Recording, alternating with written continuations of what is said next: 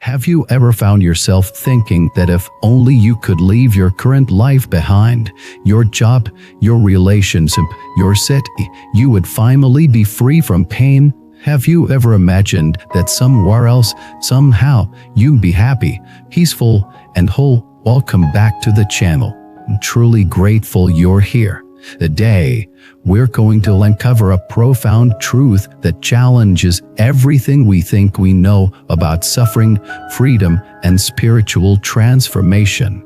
It's time to talk about what reincarnation really is and why running away never works.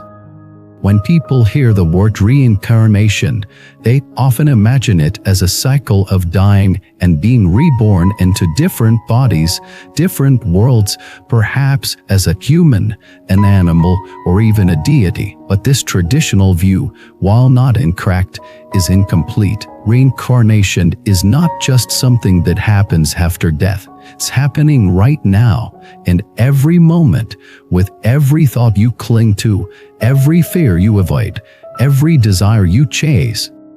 Reincarnation is not a location, it's a state of mind. It's that feeling of being stuck, repeating the same mistakes, running in circles, suffering the same emotional patterns over and over again. Every time you act out of ignorance, anger, greed, or fear, you are reincarnating. Every time you react instead of respond, every time you avoid instead of confront, every time you chase something outside of yourself, hoping it will finally fix what's broken inside, you are reincarnating. This is what the Buddha meant when he said, samsara is suffering, not because life itself is suffering, but because of the way we live it from a place of attachment, delusion, and awareness. Let's make this more personal. Have you ever left a job thinking it was toxic, only to find yourself in a new workplace that feels oddly familiar, or ended a relationship believing the other person was the problem, only to find that the same conflicts arise with your next partner? This is reincarnation, and not of the body, but of the self, the unconscious patterns that shape your reality. You can move across the world. You can change your appearance, your name, your entire identity. But until you understand the roots of your suffering, you're not escaping anything. We're just carrying the same karmic baggage into a new setting. So, what causes this cycle? The answer is simple, yet difficult to face: ignorance. You don't see things as they are. You see them through the lens of our conditioning, or traumas, or fears. You want to believe that external change equals inner peace, but that's a lie we've been told, and one we've been telling ourselves. The truth is, nothing outside of you can free you. Freedom comes from within, from awareness, from the courage to look directly at your mind without flinching, from the willingness to stay with discomfort long enough to understand it. Let's explore a story that illustrates this. There was once a man who traveled far and wide, visiting holy sites, temples, and cores, hoping to find the key to enlightenment. He meditated in the mountains, fasted in the deserts, chanted in sacred caves, yet he still felt empty. One day, an old hermit saw him and asked, "What are you looking for?"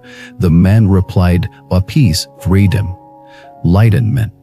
The hermit smiled and said, "Then stop running from your shadow.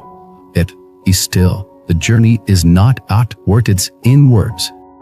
That moment changed the man's life. He realized he had been seeking in all the wrong places, not because the places were wrong, but because he hadn't brought awareness into them. He was carrying the same ego, the same wounds, the same illusions. He had been reincarnating every day, not into new lives, but into new versions of the same self. That's what we all do. You wake up with the same thoughts, react to the same triggers, fall into the same emotional loops. You think we're evolving because time is passing, But growth is not measured by time, it's measured by awareness. So how do we break free? The first step is to stop running. Wherever you are right now, pause, take a breath, feel your body, notice your thoughts, watch them without judgment. This is the beginning of liberation, not in some far-off heaven or future life, but here, in this breath, this moment. The second step is to turn toward your suffering.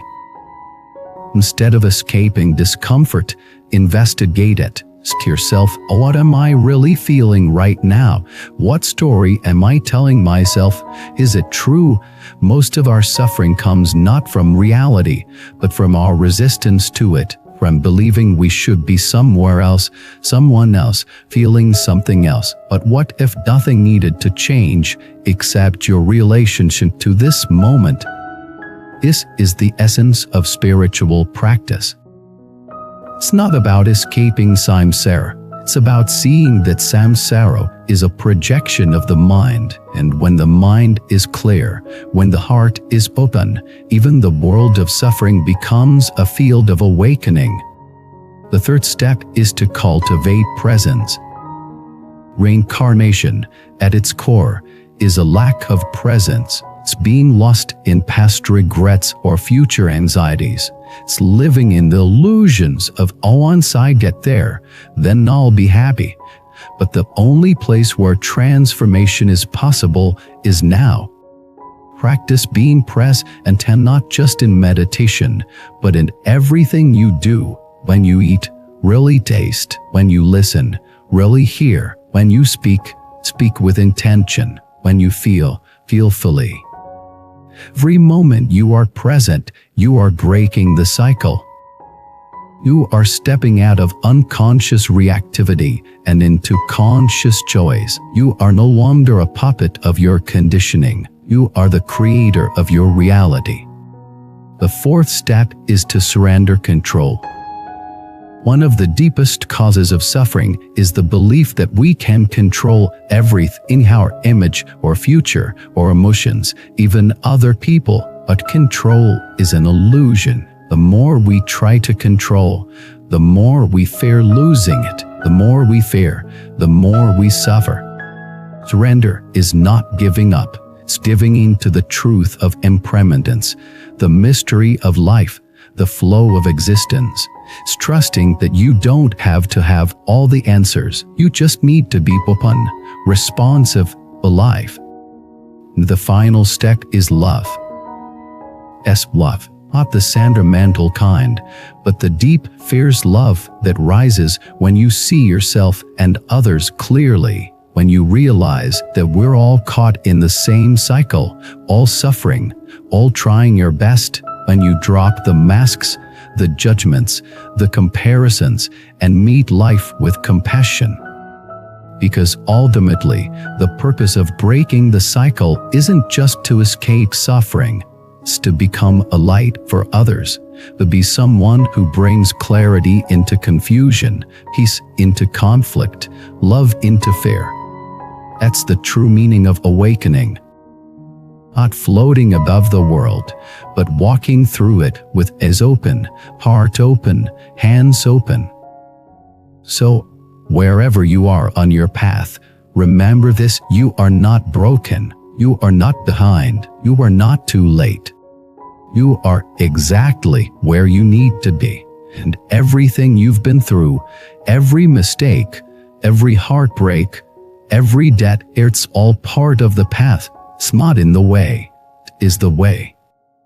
Thank you for staying with me through this exploration. Hope something in today's reflection touched your heart or sparked a new perspective. If it did, I would love to hear from you in the comments. What does reincarnation mean to you?